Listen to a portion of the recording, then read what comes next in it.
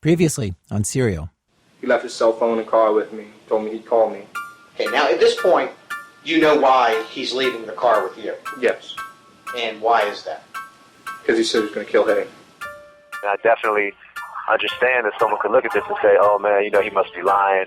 It's so coincidental. He told me to speak with Jay, and I was like, okay, because Jay wanted to say hi. So I said hi to Jay, and that's all I can really recall. The uselessness of what we're trying to do by recreating something that doesn't fit. It's like trying to plot the coordinates of someone's dream or something. Perhaps I'll never be able to explain it. And it is what it is. If someone believes me or not, I have no control over it. This is a Global Tel-Link prepaid call from Adnan Syed, an inmate at a Maryland Correctional Facility. This call will be recorded and monitored. From This American Life and WBEZ Chicago, it's Serial, one story told week by week. And this, episode 12, is the final week, final episode of season 1 of this podcast. It's been a year since I first contacted Adnan, and I'm still talking to him regularly. I'm still asking him the basics, still thinking, I don't know, that he'll remember something, or maybe he'll just get so frustrated with me that he'll crack. I still want to know what you were doing that afternoon. I want to know who had your phone, and I want to know what you were doing that afternoon. I don't remember anything more. This is from Saturday night, just this past Saturday. I mean, we're down to the wire here. Oh, man. So you don't really have, if you don't mind me asking, you don't really have no ending? Like, it's just... I mean, do I have an ending?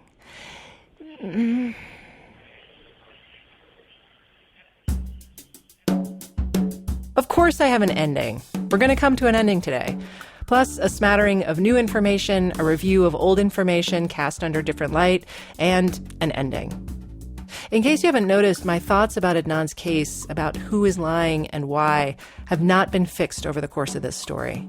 Several times I have landed on a decision, I've made up my mind, and stayed there with relief. And then, inevitably, I learn something I didn't know before, and I'm upended. Sometimes the reversal takes a few weeks, sometimes it happens within hours. And what's been astonishing to me is how the back and forth hasn't let up after all of this time. Even into this very week, and I kid you not, into this very day that I'm writing this. Because I'm learning new information all the time. For instance, I talked to Don. 8 months ago, he told me he did not want to talk to me for this story, and then last week, he talked to me for this story. He didn't want me to use tape of his voice or his last name, but he said I could use what he said. Spoiler here, Don does not appear to know what happened to Hay or why it happened to her or whether Adnan is guilty. But it was interesting to hear what he said he remembered about the day Hay disappeared and about her and about the trial. Here's what he told me. Don said Hay was at his house in a town north of Baltimore City on the night of January 12th, the night before she went missing. He says she wanted to spend the whole next day with him, too. She wanted him to call Woodlawn High School and pretend to be some authority figure, tell the office Hay couldn't be in school that day. She wanted it to be an excused absence rather than just playing hooky. But he didn't. He says he thought she should go to school, and besides, he told her he had to work the next day at 9 a.m. It was supposed to be his day off from the lens crafters at the Owings Mills Mall, where they both worked. But Don said he'd arranged to fill in for a friend at the store in Hunt Valley. Don said he and Hay had made plans to meet up later that night of the 13th, after her work shift ended at 10 p.m. When the cops recovered Hay's car, there was a note inside with Don's name on it.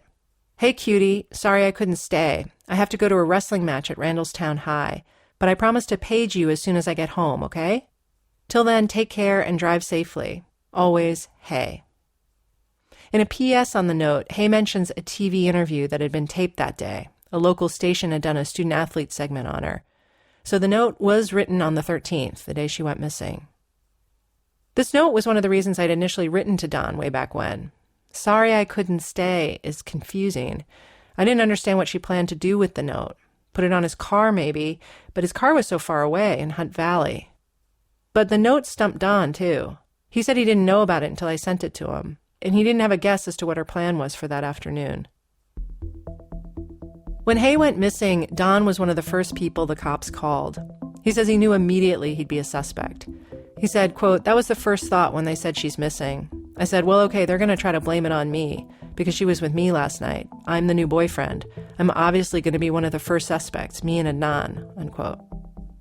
He said he immediately made sure he knew where he was. Quote, "When someone calls you up and tells you, have you seen this person? They went missing. They haven't been seen since school. You automatically retrace everything you did that day. Did I see them? Did I hear from them? Did they page me? Did they call me? Where was I at this time? What was I doing at that time? Yeah," unquote. Maybe you're all noting, as I did, that wasn't Adnan's stated reaction to getting called by the cops on the 13th. I'm tempted to make a judgment right here, but I'm going to pull a benefit of the doubt. Because Adnan was 17, he was stoned, he's a different person. But noted, right? Also note, however, there was one similarity in how they reacted to Hay's disappearance. You know how Adnan says he doesn't remember calling Hay after the 13th? Guess who else doesn't remember trying to call Hay after the 13th? Dawn. Like everyone else, he said he wondered whether maybe she'd gone to California. She told him her father lived there. He says it's not that he didn't think about what had happened or didn't worry, it's just that he didn't know what to do. Don's alibi was solid. His computer-generated time card said he'd arrived at work at 9:02 a.m. on the 13th, taken lunch from 1:10 to 1:42, clocked out at 6 p.m. But Don's manager at the Hunt Valley store was his mom, so that didn't look great. Don said he was anxious throughout the investigation. Quote, up until the day they arrested Adnan, I had no idea what was going on, he said. They never said, okay, you're cleared as a suspect. It was left hanging, and until they arrested him, I had no idea. I suspected they might try to say that we were in on it together. I didn't know Jay existed until I started listening to the podcast. Don had met Adnan once. According to Hay's diary, it was December 23rd. It was a snowy day, and she'd had a minor car accident on the way into work, and she'd called Adnan to come help her out. They were broken up by this time, but he came to the rescue. In the parking lot outside LensCrafters, Adnan and Don converged. Hay writes, quote, Don and Adnan took a look at my car and told me not to drive it, unanimously. Ah! Mommy is going to be so mad, but I swear it's not my fault, unquote. Don told the cops back then that he and Adnan had a perfectly nice conversation. At trial, he said Adnan said something to him like, okay, well, I just want to make sure you were an okay guy. Don told me the same. Quote, we sat and talked, and just as everyone else described him, he was very polite, articulate, just really the typical what you would expect of the ex-boyfriend meeting the new boyfriend, sizing each other up. We joked. We spent a good 10-15 minutes talking after we checked out the car. At trial, for whatever reason, this episode is firmly time-stamped as having happened in January, after Hay and Don had started dating, though it's clear from the diary it was December 23rd. In any case, Don's testimony at both trials, he's the state's witness, is milquetoast. He just says, yeah, I met him, it was cordial. Which made me wonder why the state even called Don. And according to Don, prosecutor Kevin Urich might have been wondering the same thing. Don said, quote, when I testified, they pulled me in a back room, and let me tell you how fun that was to have the prosecutor afterwards yelling at me because I did not make Adnan sound creepy, he said. They wanted me to make him sound creepy. So creepy that I felt intimidated, which I did not. Adnan, he was very personable. He was funny. He was everything that I already said. He was somebody that I would have hung out with if I knew him in school, unquote. Don's memory is that Urich yelled at him after both the first and second trials. Oh, he was irate, Don said. When I say yelling, he was literally yelling about it at me. I ran this by Kevin Urich, but he said he was not authorized to talk about the case. Don says he loved Hay, that he still loves her. It's not something that goes away, he said. Even though they only officially dated for 13 days, he says she meant a lot to him. She was totally unshy, he said, confident. She pursued him, he said, for all of December. Whenever she saw him at work, he said she'd ask him when he was going to take her out. Constantly, she asked him. Followed him into the lunchroom on his break, pestered him. He was dating someone else at the time, but then that ended. And so on New Year's Eve, they made their first date for the next day. He fell for her pretty quickly, he says. Quote, you could not like this girl. She was aggressive, intelligent, assertive is a better word than aggressive. Generally nice person. Anything I've heard anybody say about her since, it's not like, oh, I don't want to talk bad about the dead. It's just being honest. It's hard for me to explain. If you didn't like her, you didn't like her because she was so likable. But then you couldn't even be annoyed by her because she wasn't annoying. She was charming. Don said Hay actually changed him, changed the way he thought about himself. He said he'd come off a couple of bad relationships, girls who had cheated on him. Quote, she basically in no uncertain terms told me to knock it off, he said. That I am worth, that I have worth. I don't remember the words she used. I can't paraphrase it at this point. But I am worth having self-esteem. That I should think that I am good enough. And I took it to heart, especially after I found out that she had died. Unquote.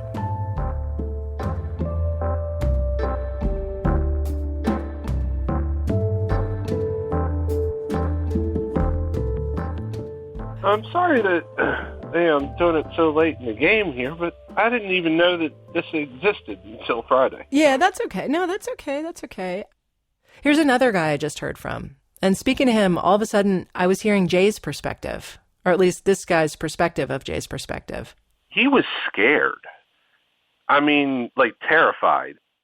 This guy's name is Josh. He asked that I not use his last name.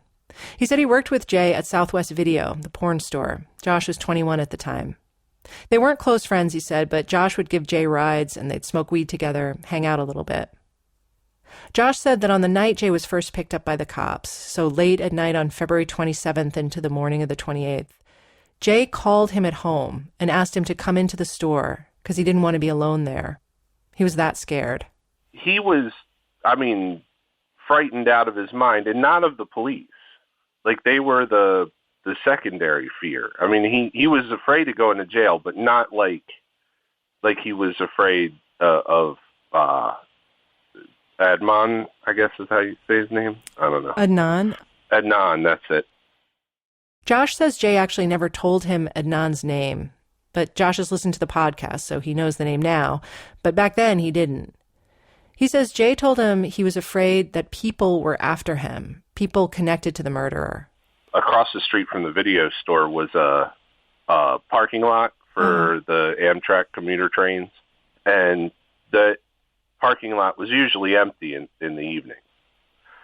Well, that particular night, there was a van in that parking lot, which I'm pretty positive had nobody in it, but Jay was afraid. I mean, he was almost in tears. Yeah. He didn't want to go outside. He didn't even want to look out the door because he really thought the van that was across the street was like people waiting to get him.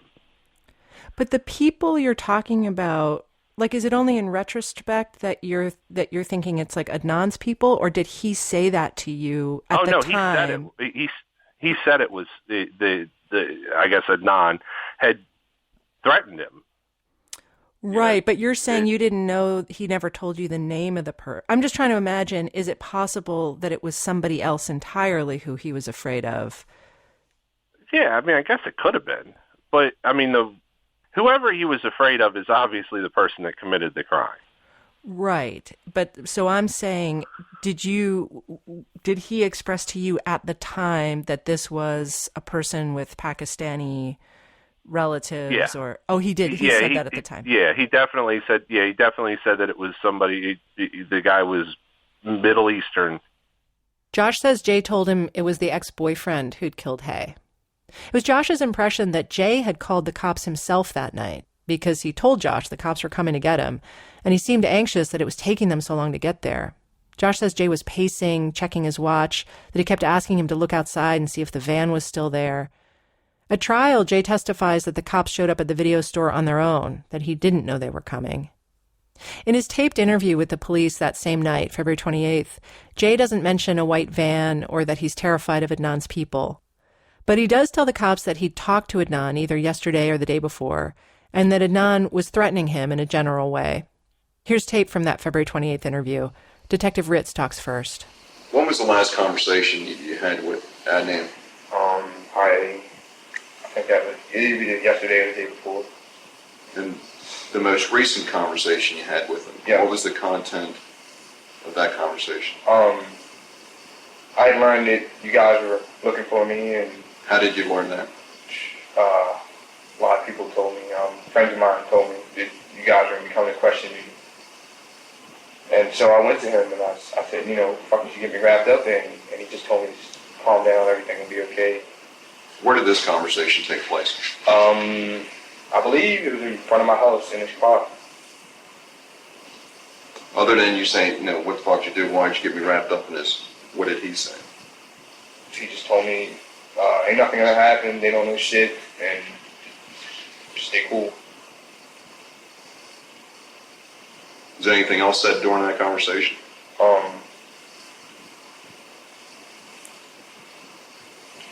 He told me that he knew somebody. I mean, I used to be involved in a lot of illegal activity, and people on the west side, he told me that, the gist of what he told me was that he knew the west side hitman. So, I mean, I wouldn't call it a threat, but he would let me know. In a roundabout way, that, what if you said something to the police that... Yeah, because I told him, I was like, if they come to me, I ain't gonna, fuck around and, I'm just gonna tell him what the gig is. He was like, you know who I know. That's all he said. Okay, so the West Side hitman? It's so strange. I find Josh's version of Jay's fear so much more believable than Jay's version of Jay's fear, which makes me wonder if it's all just in the delivery.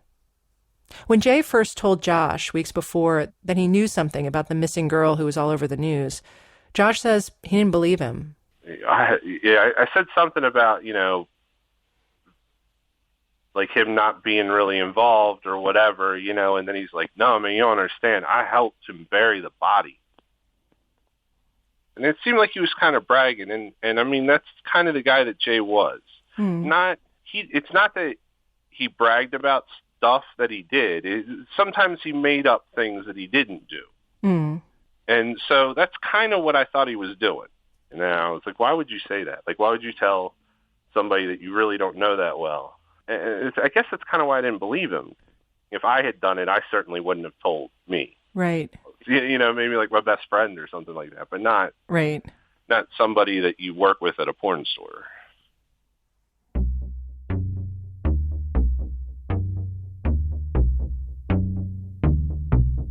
The version of the crime that Josh says Jay eventually told him, it's pretty close to the version that Jay's friend Chris told me too.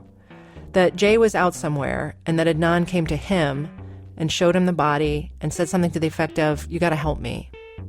Josh says he can't remember where Jay said he was when this happened, but he is certain the words Best Buy were never attached to the story.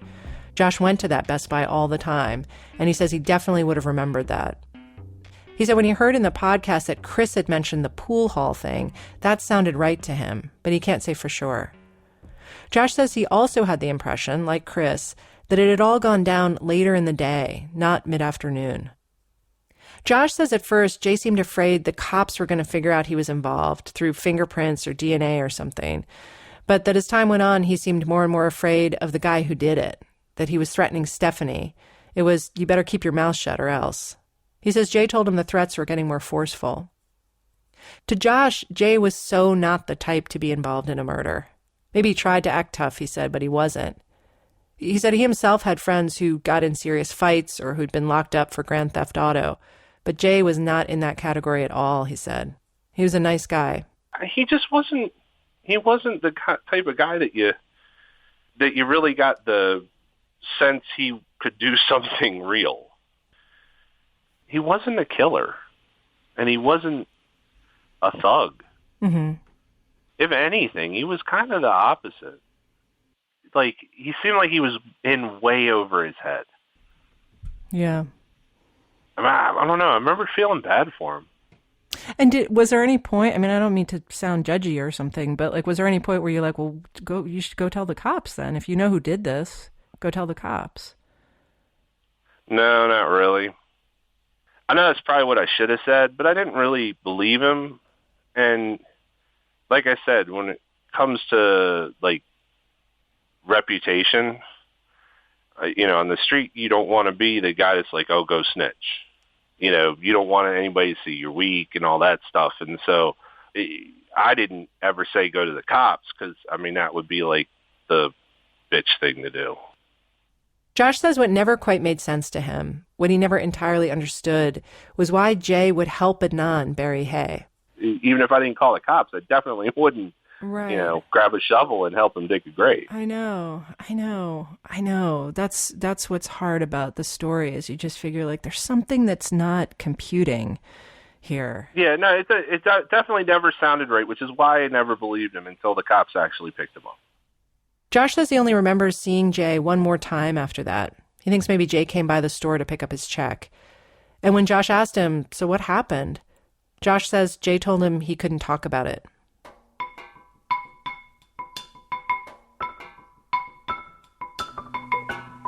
In preparation for this episode, Julie and Dana, the producers of this show, went back over everything we had. All the police files, the attorney files, the interviews I've done, the cell records. They did one final sweep just to be sure we'd weighed everything.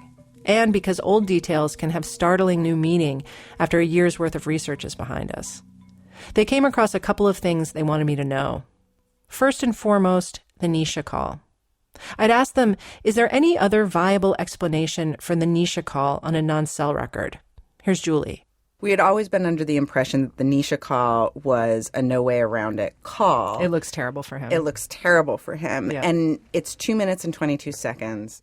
To remind you, the Nisha call is the one that happens at 3:32 p.m. on January 13th. It's to that girl Adnan had been flirting with who lived near Silver Spring.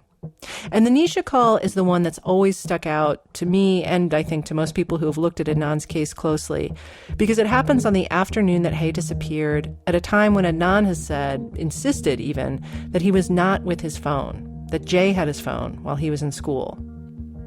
Jay had told the detectives that Adnan had called some girl in Silver Spring that afternoon and briefly put Jay on the phone with her. And that's why the call is so important.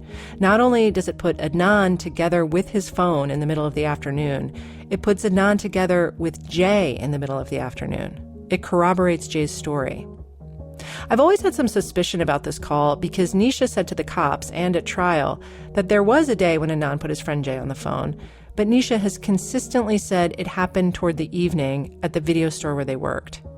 Jay didn't have the video store job on January 13th. He started that job at the end of the month.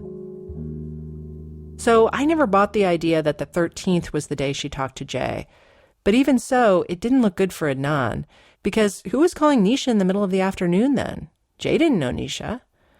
So for me, this call has remained one of the pillars of the case against Adnan. That's what Julie means when she says no way around it. But now I think the Nisha call might be moving from the no way around it, this looks bad for Adnan column into no, I'm not so sure. Adnan says Nisha's number was programmed into his cell phone. So he's always said to me, maybe the button got pushed accidentally, like a butt dial, and then the answering machine picked up. The problem with that explanation, besides how convenient it sounds for Adnan, is that there was no answering machine on that line. That's what Nisha says at trial. This call shows up not just on the call log, but on Adnan's AT&T bill. He got charged for it. So this was our quest, or really Dana and Julie's quest, to find out, is it possible this call would have shown up on Adnan's bill even if it went unanswered? This proved so elusive. First, we got one answer, then another, then another, then another. AT&T was not helping us. Then finally, Dana and Julie figured out exactly what they needed to answer this question. An AT&T customer service agreement circa 1999. They found one in a class action lawsuit against AT&T that included, as an exhibit, the very document we needed.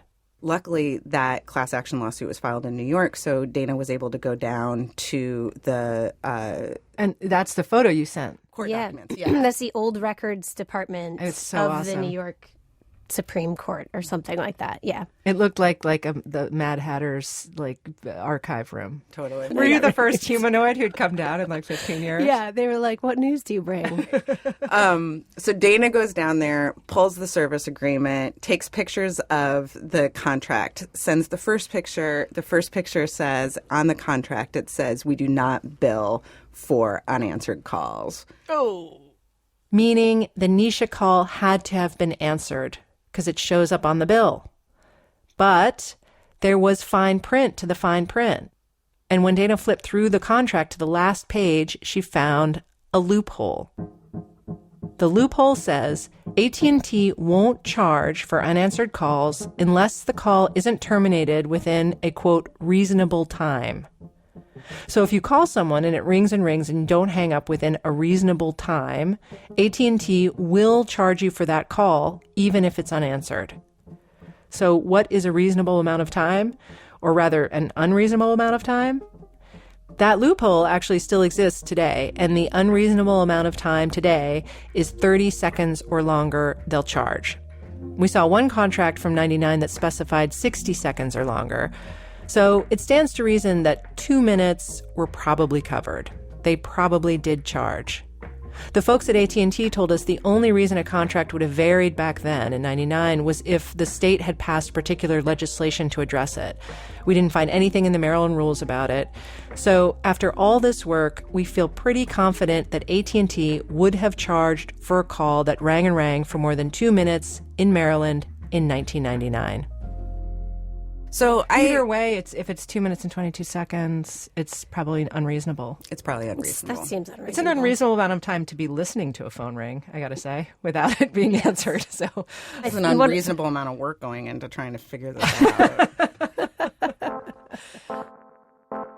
I know that's a long and perhaps way too detailed way of explaining it, but all this adds up to something important.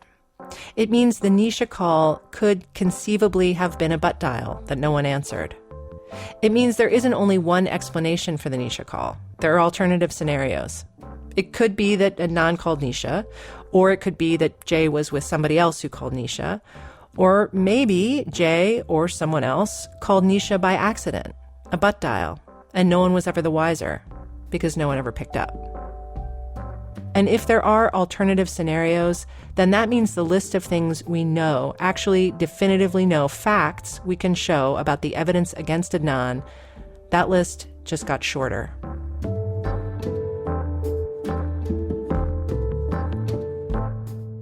In a way, the only hard evidence in the case against Adnan is his cell phone record for January 13th.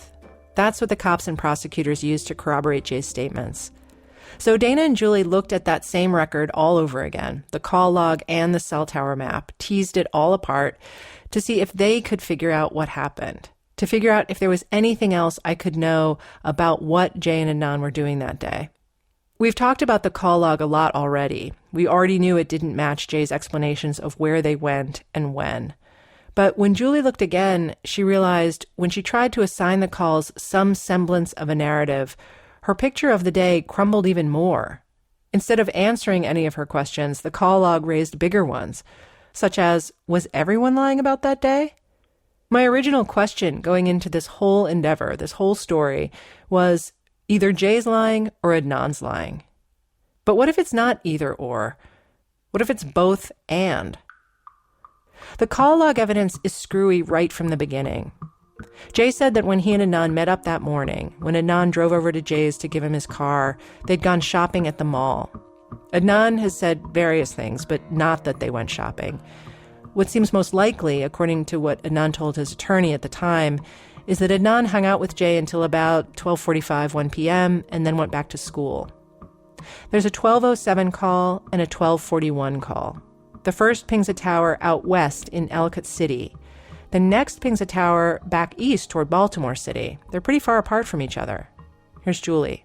Going to Ellicott City and then going into Baltimore City, where the phone is pinging off of like Edmondson Avenue area, which is actually sort of near drug strips where Hayes' car was dumped, that sort of area of Baltimore. That's not mentioned by Adnan.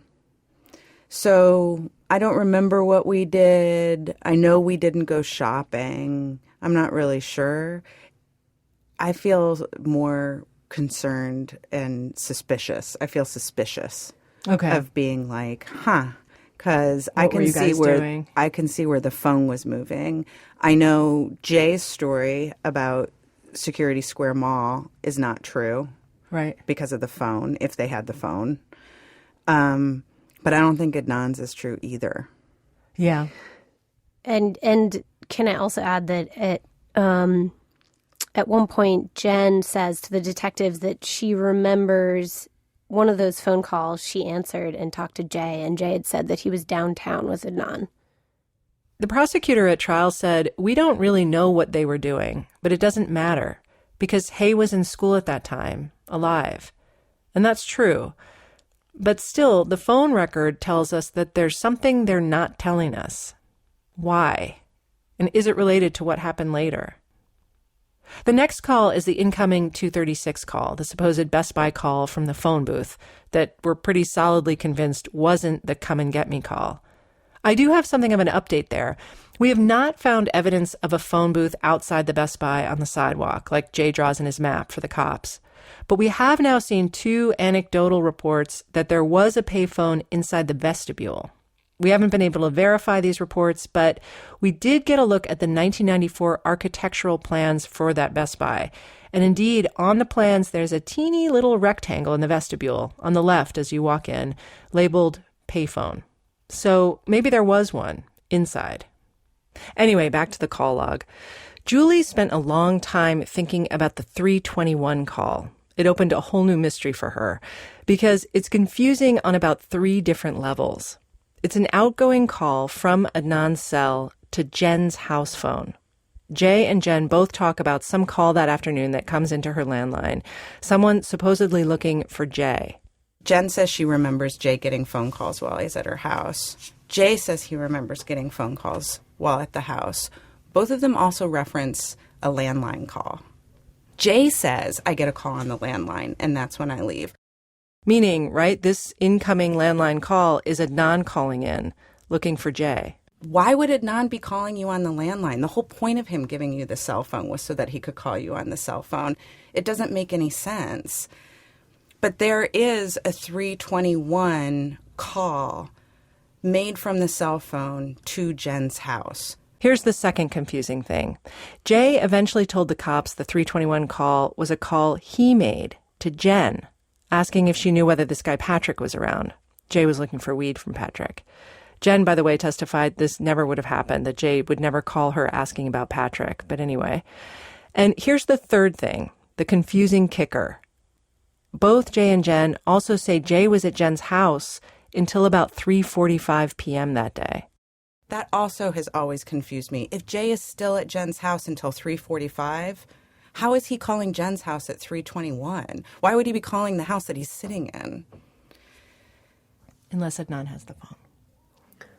Unless Jay doesn't have the phone. Unless Jay doesn't have the phone. I'm not saying who has the phone. Right. I have no idea who has the phone. Right.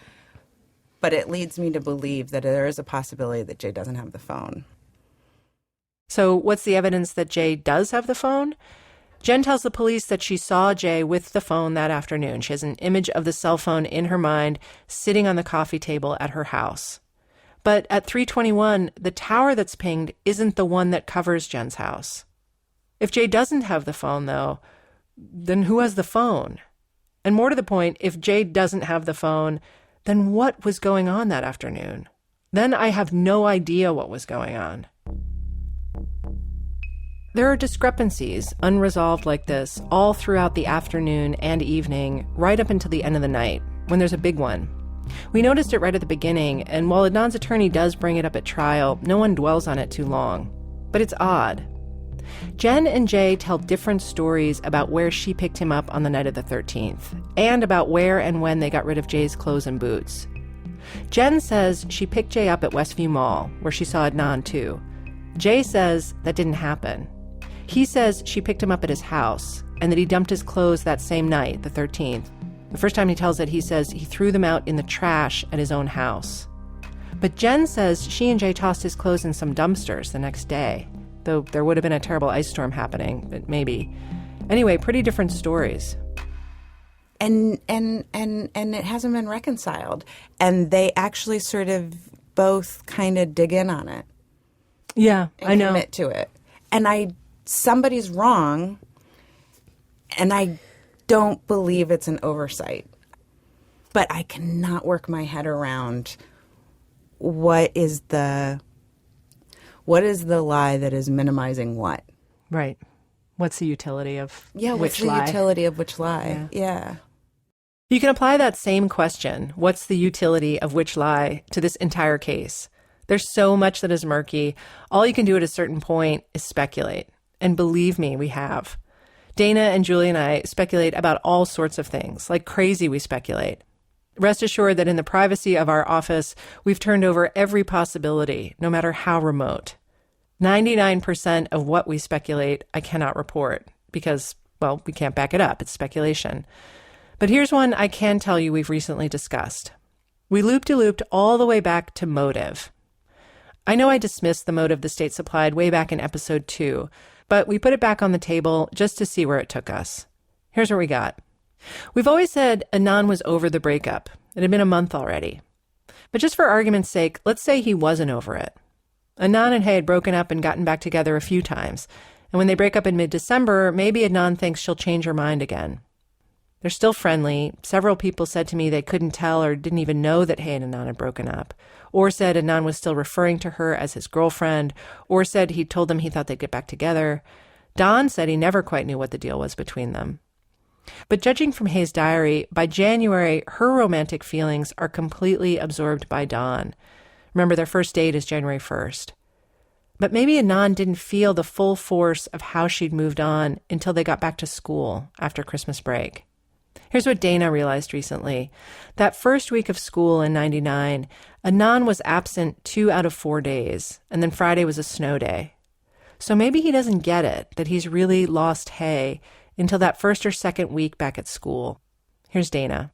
Maybe that's when reality sets in for him, and maybe that's when, the emotions hit him. And so does kind of lose it. And so maybe he does kind of lose it. But who else says this? Not one of Hay's or Adnan's friends whom I spoke to says they saw it like this at the time.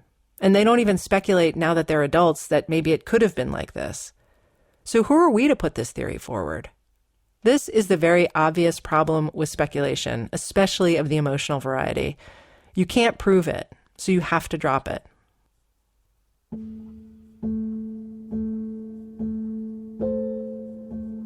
So where does this leave us? There's no point in trying to come up with a most likely scenario for what happened to Hay, because you could posit 100 scenarios, and so what? Bereft of more facts, better facts, even the soberest most likely scenario holds no more water than the most harebrained. In the equation of Adnan's case, all speculation is equally speculative. So instead of most likely, how about most logical? Dana has always been very logical about Adnan's case. She's the Mr. Spock of our staff. Her thing is, okay, let's say he didn't do it. But if he didn't do it, then my God, that guy is ridiculously unlucky. I'm going to let her lay it out. Adnan has always said it was his idea to loan Jay the car because he wanted Jay to go get Stephanie a birthday present, right?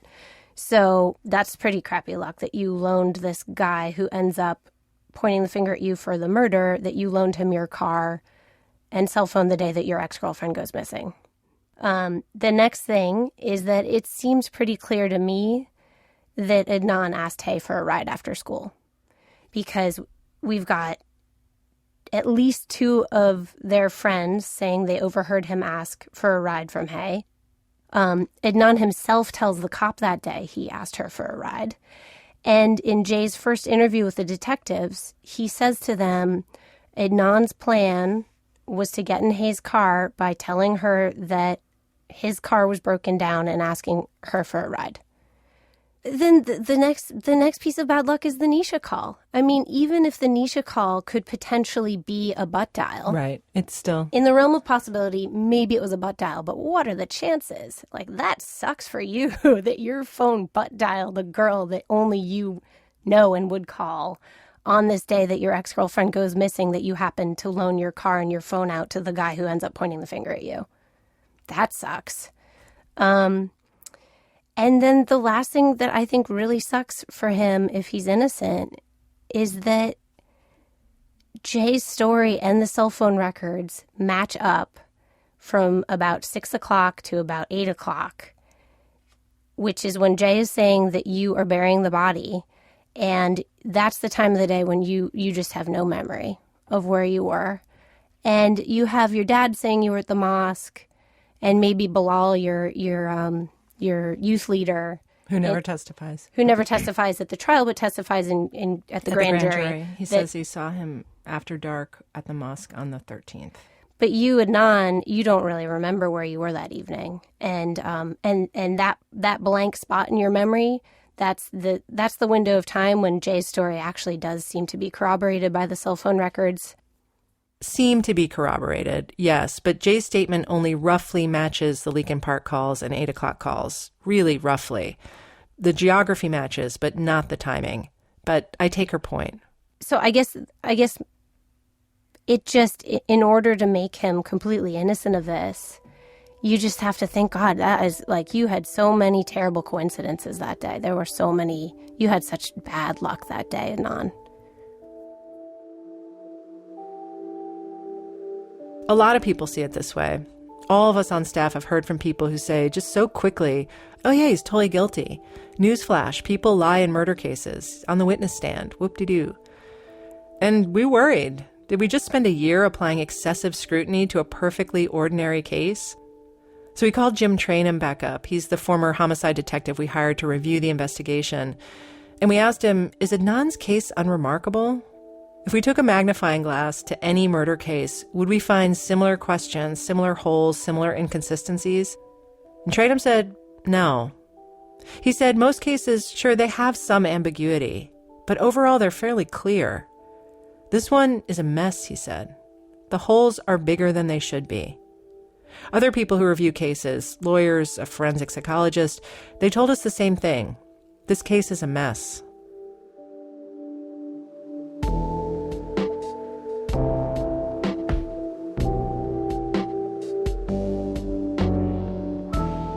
While we've been rabbit-holing in our office, back out in the world, those lawyers from the University of Virginia Law School's Innocence Project Clinic have been coming up with their own most logical explanation, which couldn't be more different from Dana's. I haven't reported anything about it up to now, but over the weekend there was a development of sorts, so now I can tell you. Deirdre Enright and her students have a motion in the works to test the DNA from Adnan's case that wasn't tested. The PER kit, that's the swabs from Hayes' body, the material from under her fingernails, the hairs found on her body. In a motion like this, you have to give a viable reason to test this stuff. You have to show how it could potentially exculpate you.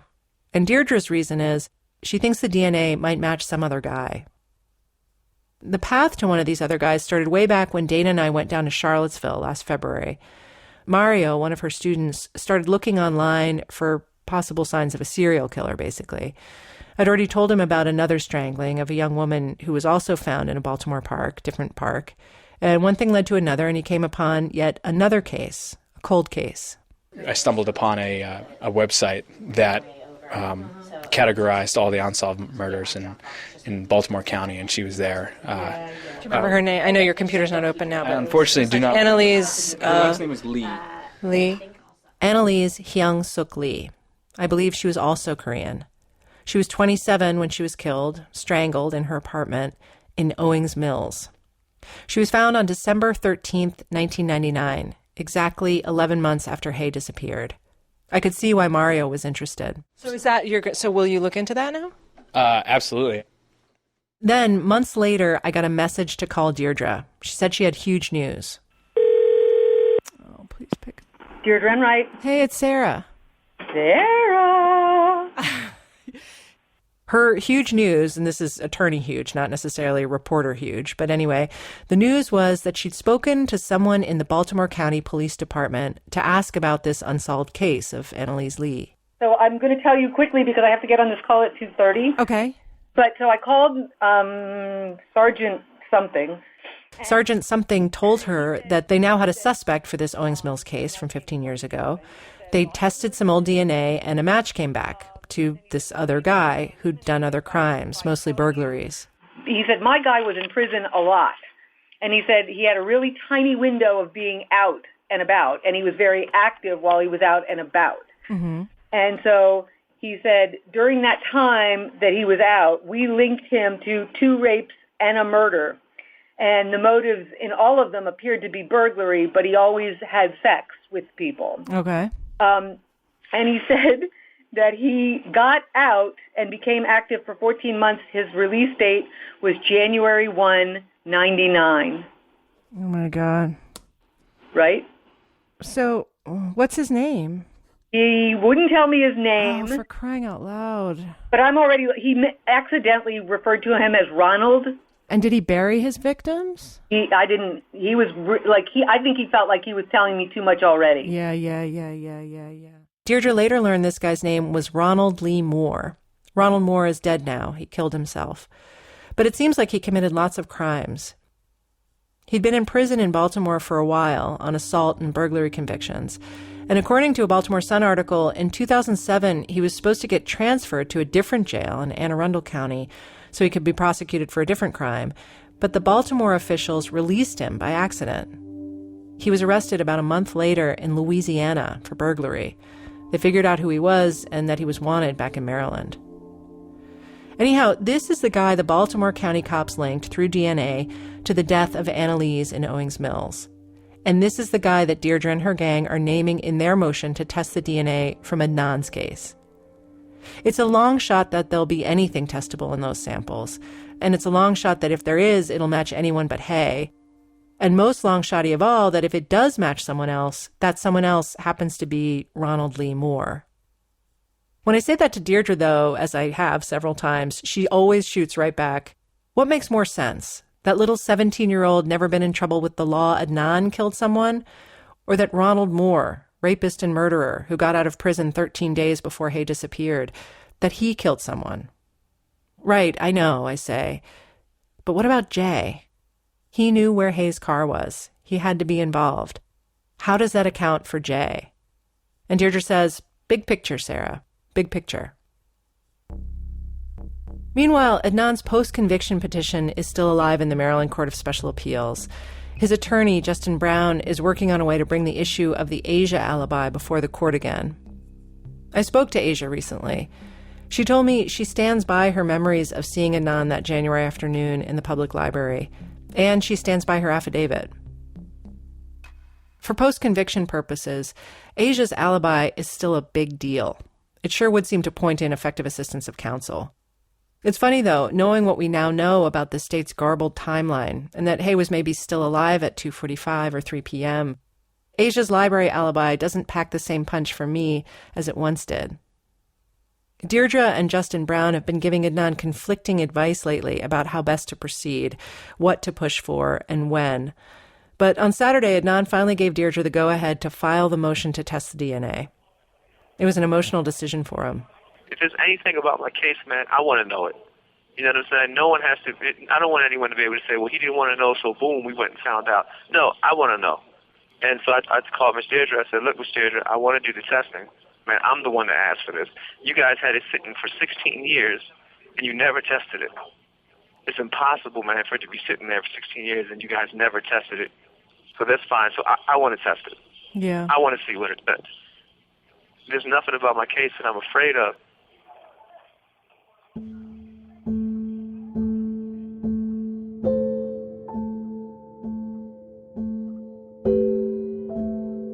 So back to Adnan's question. Do I have an ending? I was just thinking it the other day. I said, I'm pretty sure she probably has people telling her, like, look, this case, he's probably guilty. You're going crazy trying to find out that he's innocent, which you're not going to find because he's guilty. I mean, I don't think you'll ever have 100% or you know what I'm saying, any type of certainty about it. The only person in the whole world who can have that is me. And, I mean, for what it's worth, whoever did it, you'll never have that. I don't think you will. Adnan told me all he wanted was to take the narrative back from the prosecution, just as an exercise, so people could see his case without makeup on, look at it in the eye, up close, and make their own judgments. He told me he doesn't think I should weigh in. I think you should just go down the middle. I think you shouldn't really take a side. I mean, it's not, obviously, what I'm saying, my decision or whatever, obviously it's yours, but I'm saying if I was to be you, just go down the middle. Hey, obviously you know how to narrate it, but I check these things out, and these are the things that look bad against him.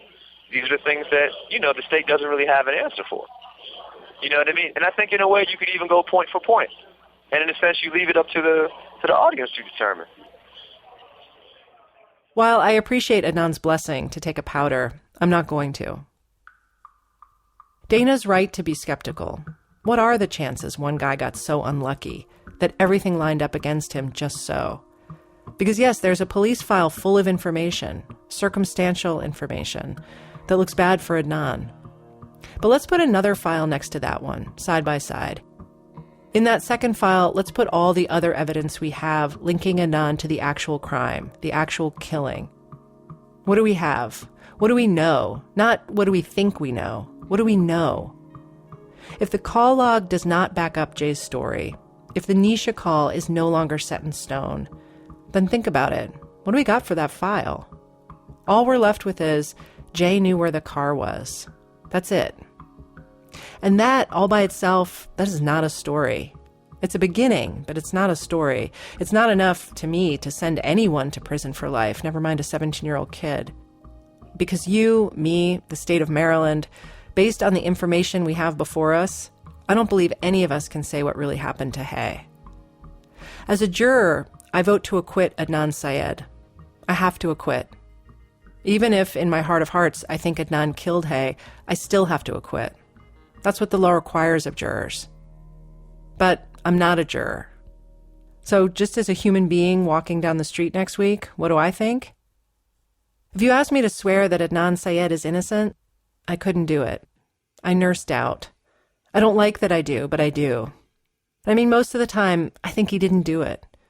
For big reasons, like the utter lack of evidence, but also small reasons. Things he said to me just off the cuff, or moments when he's cried on the phone and tried to stifle it so I wouldn't hear. And just the bare fact of why on earth would a guilty man agree to let me do this story, unless he was cocky to the point of delusion. I used to think that when Adnan's friends told me, I can't say for sure if he's innocent, but the guy I knew, there's no way he could have done this. I used to think that was a cop-out, a way to avoid asking yourself uncomfortable, disloyal, disheartening questions. But I think I'm there now too, and not for lack of asking myself those hard questions, but because as much as I want to be sure, I am not. When Rabia first told me about Adnan's case, certainty, one way or the other, seemed so attainable. We just needed to get the right documents, spend enough time, talk to the right people, find his alibi. And then I did find Asia, and she was real, and she remembered, and we all thought, how hard could this possibly be? We just have to keep going. And now, more than a year later, I feel like shaking everyone by the shoulders, like an aggravated cop. Don't tell me Adnan's a nice guy. Don't tell me Jay was scared. Don't tell me who might have made some 5-second phone call. Just tell me the facts, ma'am. Because we didn't have them 15 years ago, and we still don't have them now.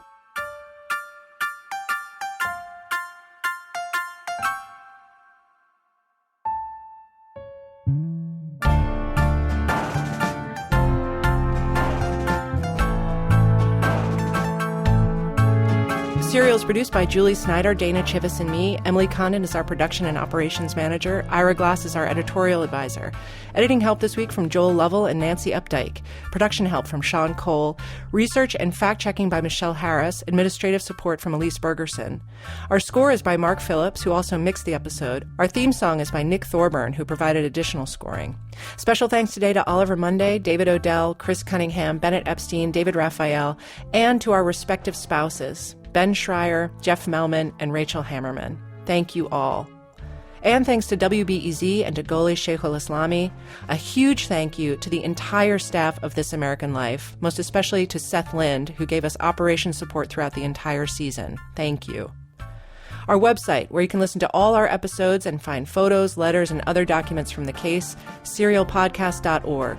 And if you want updates about Season 2 coming sometime in 2015, please sign up for our email newsletter. That's serialpodcast.org. In the meantime, we hope you'll listen to our other show, This American Life. It's a radio show and a podcast, thisamericanlife.org. Serial is a production of This American Life and WBEZ Chicago.